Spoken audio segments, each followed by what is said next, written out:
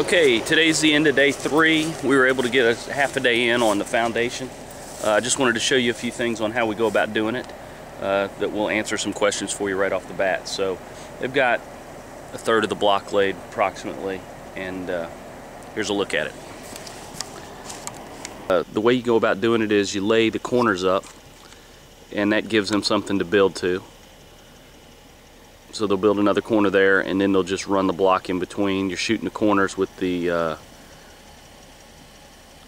construction level and making sure everything's good and level at the top, so the framers have something straight and level to lay off of with the framing. Then you'll see the strings that they pull to make sure everything's laid in a perfectly straight line. So it keeps it simple. I don't know if you've never thought about it. It's a lot simpler than you might think it is. So there it is. It's going to town on the block, and everything's looking good. You notice that we leave a space in between the foundation and the excavation so we can have workers get in there to waterproof the foundation as we go up, and we're looking good. So here we go. Tomorrow we'll finish this foundation. Just about finished putting up the foundation. I want to show you, take a look at, give you some hints on what you'll need to check when your foundation contractor is putting up the block. So let's take a look at it. Okay, what you can see here is what you're going to want to do when you come on a job site like this is check the openings. You're going to check the rough openings. You see where we've got a window. I'm going to be measuring that, making sure that the rough opening of the block allows room for us to frame it out with treated lumber and still have the proper rough opening dimensions for the window that's going to go there, as well as for the front door that will go in this. Again, we said this is a split foyer foundation. See, we've got a little retaining wall there. It's not really going to hold much back. Again, also going to check a rough opening on this garage. You know, we're going to put treated wood on the inside of the block for the garage door there. Other things that we're going to check is we're going to shoot the top of the foundation, make sure that we're level and plumb as we go through it. And then a couple other things that we're going to do is just double check everything, make sure that all the joints look good and that we're really a nice sound construction job right here. So that's what we're going to do. You can see that this is a good example of something I think we talked about earlier. They've basically got the corners laid up right here, and that way they can come back with their strings on each course and just lay the block. You don't have to, you know, you lay it to the string and you know it's straight and level, so you're in good shape right there. So everything's looking good. Looks like we're going to have enough block to finish it, and they'll finish it this morning. Got just a couple hundred block left to lay. This is the last day of framing. We're 4 days into it so far.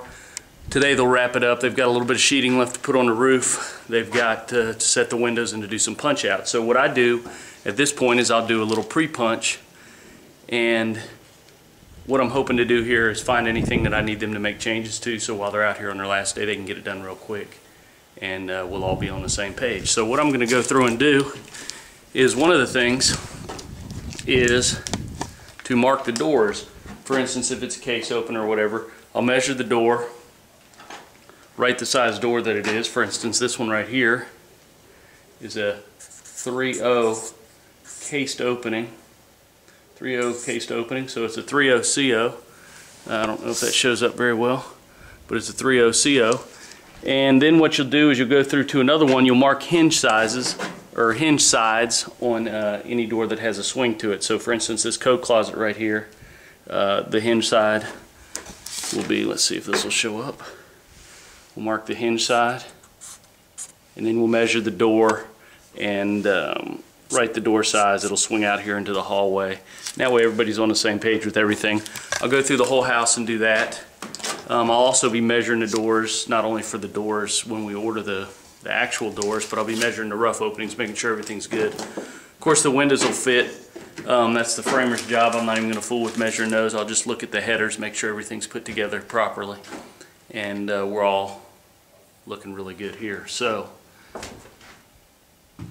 just a quick walkthrough. Everything looks perfect.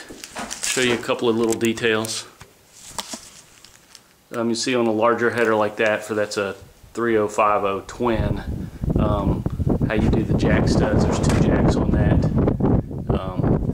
and then for the header to rest on. And then when you get to a smaller window, go over here in this front bedroom, like just a single, you can have 1 jack, and that's what you're looking for on that type of stuff. You can also go ahead and check walls for plumb, make sure everything's square, things of that nature. You're going to want to measure any steps, make sure the steps meet code. Shouldn't take too long on a house like this, 20 minutes, and I'm in and out and done. I'll just go over it with the framer. The pen is a perfect, a Sharpie marker is a perfect thing to do. You can just write right on the house anything you have a problem with. And anyway, looking good.